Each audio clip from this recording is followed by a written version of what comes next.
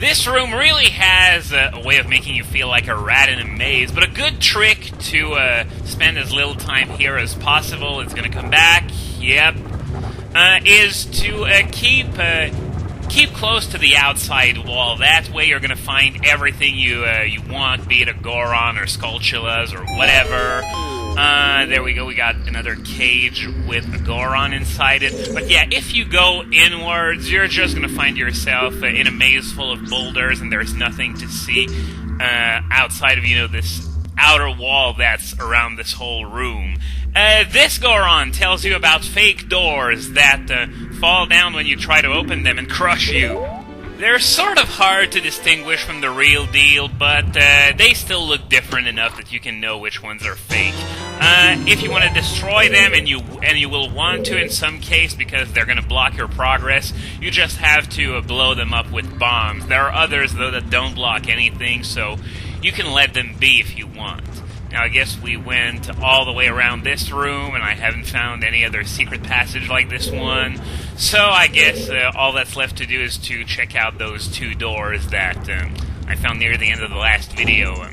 I'm checking out the one that isn't locked first, because I'm pretty sure the rest of the dungeon is behind the one that's locked. And we got another Goron here. How many of these are there exactly? Okay, which hint am I going to get from this one? When you are on fire, you can put it out by swinging your sword or by rolling forward. Yeah, pretty simple trick, something that you probably will have found out a while ago with all the fire enemies that were in places like the Dongo's Cavern, for example. But oh well, at least we got another key, so I guess now that we got that, we can move on to the next area of the temple. Something that I really should point out, by the way, is that in very early releases of this game, I think it's versions 1.0 and 1.1, or maybe it's just 1.0, I don't really remember. Oh yeah, this room. You just want to progress very, very carefully in order not to fall off, especially with that controller I have. Then you pull out your bow. There's an eye target that you can hit with it, and it's going to open this door, which is going to give you access with to the dungeon map, if I remember correctly. But anyway, in very early releases of this game, the song that played in the Fire Temple was very different. It sounded like Muslim chanting, which meant that, of course, it had to be censored because we don't want to offend anyone. Never mind the fact that I have absolutely no idea how a song that remotely sounds like Muslim chanting in the Fire Temple of Ocarina of Time would offend anyone, but, yeah, I don't know either. But after that whole caricature thing in Denmark, I guess those guys really do get offended at the slightest thing. Anyway, this room, which is the same as the one where I got the dungeon map, except I'm outside that little cage now. Whoa, that was close. Anyway, there's this flame wave that follows you around the room, and you gotta make your way very, very quickly to the other side. And if I remember, that door that's out there is going to lead back into the boulder maze room, except we're going to be above everything now. Right here, by the way. Is Navi gonna go up? Let me try it anyway. You want to play the Scarecrow's song, and it's going to lead to a secret area of the temple where you can find 2 gold Skulltulas, among other things. So let's hookshot on this. I don't want to turn around while not in first-person view, because you saw how little room there was there. It would have been a bit too easy to fall down. Anyway, this place, by the way, is entirely optional. If you don't want to collect all 100 Skulltulas, you do not have to come here. I hear one of them, but I think it's on the other one. Yeah. So, let's pull out the hookshot. By the way, it's sort of a shame in this game that, well, as you just saw, And as you just saw again, god damn it, will I ever learn to aim properly? But in future games, when you hookshot on surfaces you can climb, I'm thinking mostly of Twilight Princess here, you can actually get up on that surface, which is not the case in Ocarina of Time. Now, another skull chiller right here. And be very careful not to fall off, because it's a very long, very, very long way down. Now, what you do, you press this switch, and there's that ring of fire that's going to disappear around that chest. There are two ways of going around it. You can go the long way around, or you can use the hookshot target to get up that slope that you normally can't climb on your own. Oh, 200 rupees. Well, I guess you want to come here if you're short on cash, but yeah, as I was saying, if you go on the inside, there, the slope is going to be a lot steeper, and you're not going to be able to cross it on foot, which is why they put a hookshot target there. But personally, I prefer going the long way around and not having to waste time aiming at the hookshot target. And, okay, now just want to be careful to fall down, but not fall all the way down into the boulder maze. Okay, now this is good. You really have to take that damage like a man. I don't know if it can be done without taking damage, but whatever. You see a crack in the floor, that means you want to bomb it, and this is another one of those areas where you can make Navi completely freak out if you do it just right. I tried doing it in the Deku Tree, but that didn't work so well, but you got an idea nonetheless. Now we're back in that green room with that block puzzle that involved dropping a bomb on that crystal switch. Okay, which tip am I gonna get here? Meet up with some creatures that dance as they attack. Oh yeah, the flare dancers. There are two of them, I believe, in this temple. They're the mini-bosses, and he says that you need to use bombs against them. As I said in the last video, I say bullshit, because you can do it even easier with the hookshot than with bombs. By the way, we opened a little shortcut back to the top of the boulder maze room. If you ever need to use it, I don't think I will. I guess it's only if you want to leave in the middle of the dungeon, then come back. I guess that shortcut's open for you if you want to use it. But since I'm gonna do this, I'm doing this in one go thanks to save state. Okay, there we go. I was a bit worried about its positioning, because I said in the last video that you suck if you get hit by this thing. But yeah, it was at a sort of bad spot, and I never would have been able to live it down if I actually took damage after saying that you suck if you took damage from it.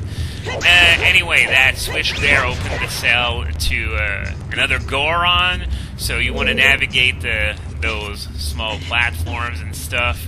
Be careful not to fall down, otherwise there's no real shortcut back up. You're going to have to go back through that flame wave room. Anyway, let's kill this sucker and head over to this Goron, who once again has a key has a chest with a key in it, rather. And if you find a place that you can see on the map but can't reach, try playing your Ocarina. Too late, buddy! Yeah, he was referring to that place where I had to play the Scarecrow's song. And we're almost 9 minutes into this video, and we're still in the same room where we started.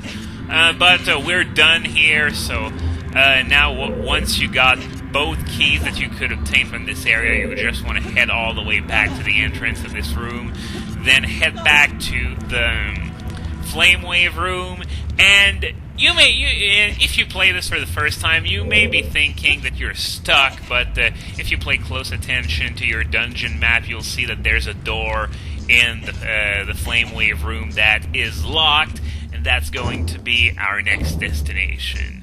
There's one thing about gaining access to that room, though, that's, well, I wouldn't say tricky, but interesting. Whoa! That was close. This jump here always looks like you're not going to make it, but you make it nonetheless. I guess it was sort of nice from the designers to actually put a way into that room, because it would have really sucked if you just couldn't make this jump, and you couldn't progress through the game at all.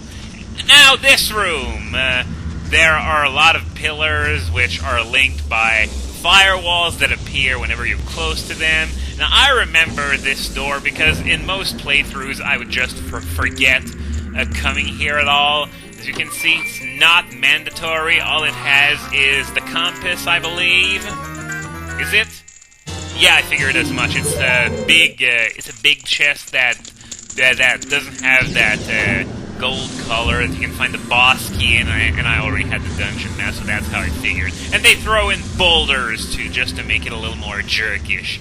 Anyway, lots of flame jets in this room, and also fire keys. I was about to kill it, but I guess it decided that wasn't worth it. It was going to die anyway. Oh, come on!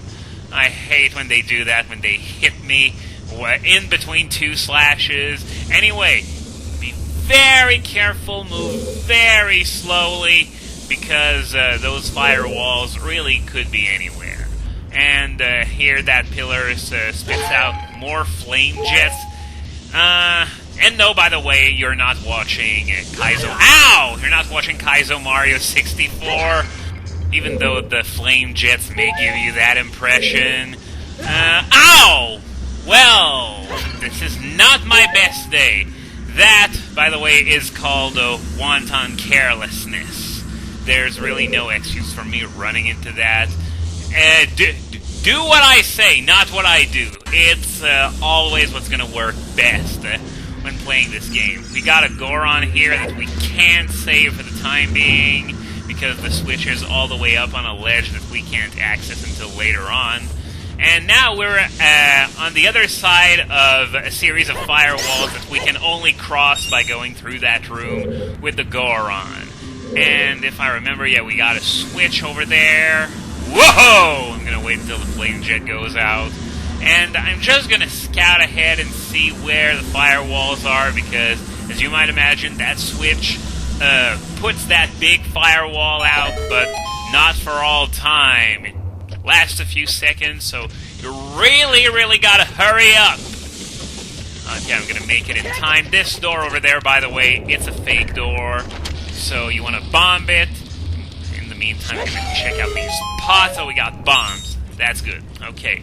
So now we go in there, and we're going to meet the creature that Goron was talking about earlier. Meet the Flare Dancer!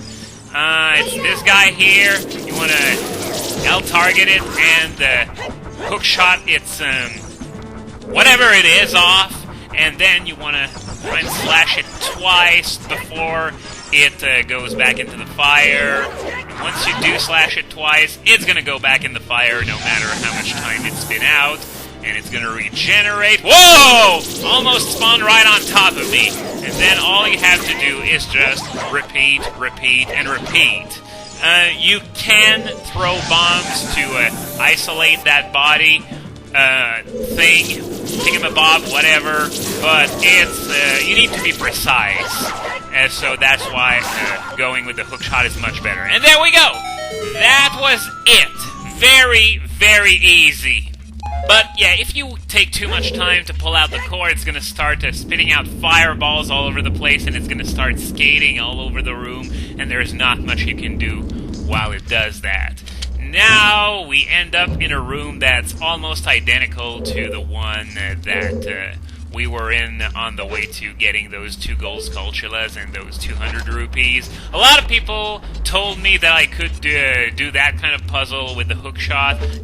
I did it with the bomb since it was even faster. But you know what? I'm going to humor those guys, and I'm going to do this one with the hookshot.